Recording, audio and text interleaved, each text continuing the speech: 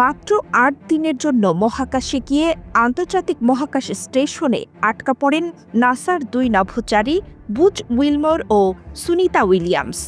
এরপর কেটে যায় ৯ মাসের বেশি সময়।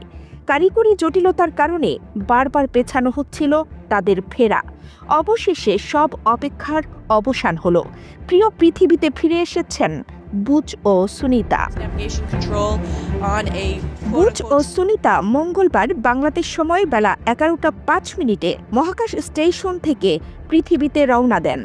বুধবার প্রথম প্রহরে একটি উদ্ধারকারী জাহাজ ক্যাপসুলটি পানি থেকে তুলে নেওয়ার পর হ্যাচ খুলে বেরিয়ে আসেন বুচ উইলমোর ও সুনিতা উইলিয়ামস।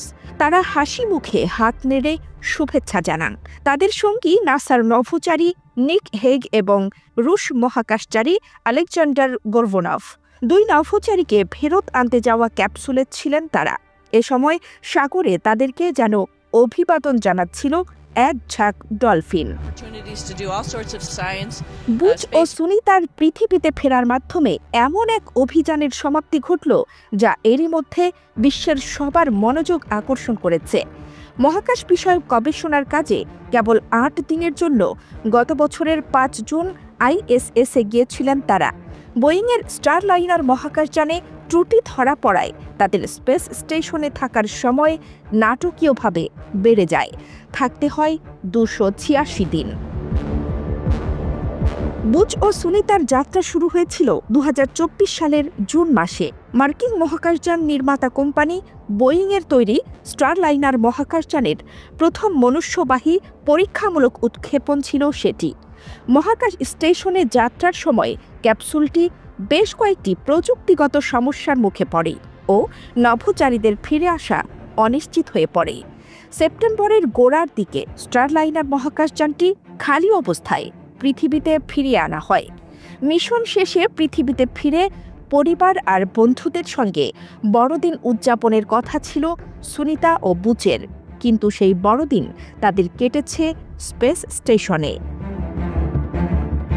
পৃথিবীতে ফেরার পর তাদের টেক্সাসের জনসন স্পেস সেন্টারে নিয়ে যাওয়া হয়েছে। নিয়ম অনুযায়ী এখন ৪ নভোচারীর শারীরিক অবস্থা পরীক্ষা করে দেখবেন চিকিৎসকরা। তারপর তারা মিলিত হবেন পরিবারের সঙ্গে।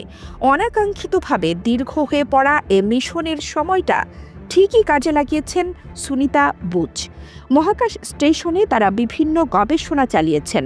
মহাশূন্যে তারা হেঁটেছেন। সুনিতা একজন নারী নভোচারী হিসেবে সবচেয়ে বেশি সময় মহাকাশ স্টেশনের বাইরে কাটানোর রেকর্ড গড়েছেন। মহাকাশে থাকাকালে এক সাক্ষাৎকারে সুনিতা বলেছিলেন, আমি আমার পরিবার, আমার কুকুরদের দেখতে মুখিয়ে আছি। আমি আবার সাগরে ডুব দিতে চাই। পৃথিবীতে ফিরে এসে পৃথিবীকে অনুভব করা এটা সত্যিই চমৎকার হবে। দীর্ঘ মহাকাশ অভিযানে শরীরের ওপর দারুণ প্রভাব পড়ে। হাড়ের ঘনত্ব কমে যায়, পেশি দুর্বল হয়ে পড়ে, রক্ত সঞ্চালন ব্যাহত হয় এবং দৃষ্টিশক্তিও প্রভাবিত হয়। স্বাভাবিক জীবনে ফিরতে তাদের দীর্ঘ সময় লাগতে পারে। তাই এখন তাদের যেতে হবে নিয়মিত ব্যায়াম আর নিয়মতান্ত্রিক জীবনের মধ্য দিয়ে। কানিস ফাতেমা, নিপা, খবর সংযোগ।